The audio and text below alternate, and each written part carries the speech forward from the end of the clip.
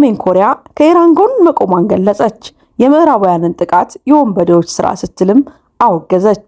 ፒዮንግያንግ በቅርቡ በኢራን ላይ የተፈጸመውን ወታደራዊ ጥቃት ተከትሎ ሰሜን ኮሪያ ከኢራን ጋር ያላትን የማይናወጥ አጋርነት በይፋ አረጋግጣለች።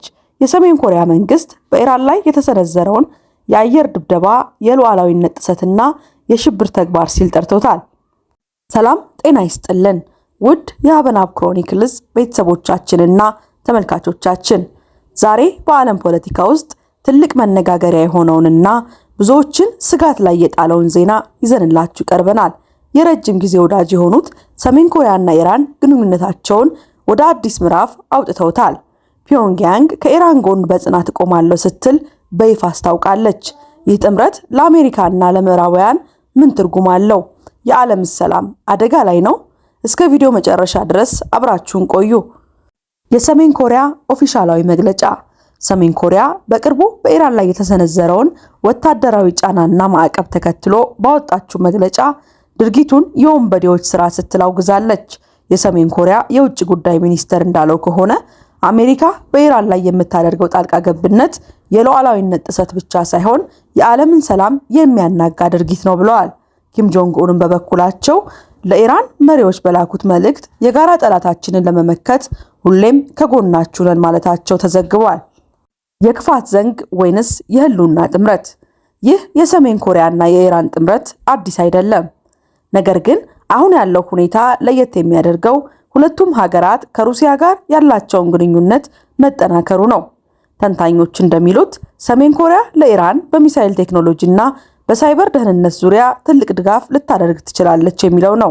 በምላሹ ደግሞ ኢራን ለሰሜን ኮሪያ የሚያስፈልጋትን የነዳጅና የኢኮኖሚ ድጋፍ ልታደርግ ትችላለች ተብሎ ይታመናል።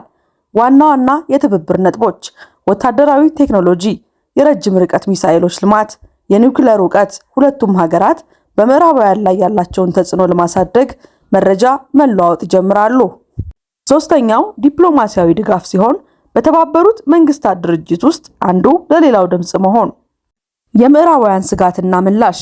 ይህ መግለጫ ዋሽንግተንና አጋሮቿን ክፉኛ አስቆጥቷል። የአሜሪካ የውጭ ጉዳይ መስሪያ ቤት ይህንን ጥምረት የዓለምን ደህንነት አደጋ ላይ የሚጥል ነው ሲል አስጠንቅቋል።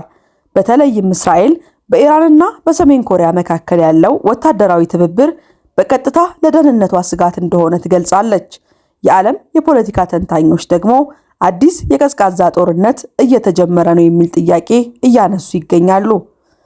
ለማጠቃለል ያህል የሰሜን ኮሪያ ከኢራን ጎን መቆም በመካከለኛው ምስራቅና በምስራቅ እስያ ያለውን የኃይል ሚዛን በእጅጉ ሊቀይረው ይችላል።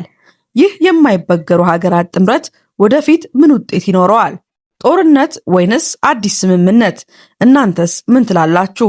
ሰሜን ኮሪያ ለኢራን የምታደርገው ድጋፍ የዓለምን ፖለቲካ ወዴት ይወስደዋል?